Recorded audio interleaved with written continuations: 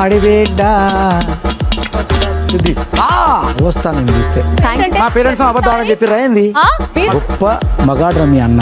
అరే జాలీగా ఉండరా అంటే జాలి ఎత్తేటరా నీకు? నాకు అర్థం కాదు. మీరు ఒక స్టేట్మెంట్ పాస్ చేసే ముందు వెనక ఆలోచించి మాట్లాడండి. కాదు అన్న, నువ్వు తోపు అయితే నేను ఇంకో దాంట్లో తోపు, నువ్వు ఒక దాంట్లో ఊపు అయితే నేను ఇంకో దాంట్లో ఊపే.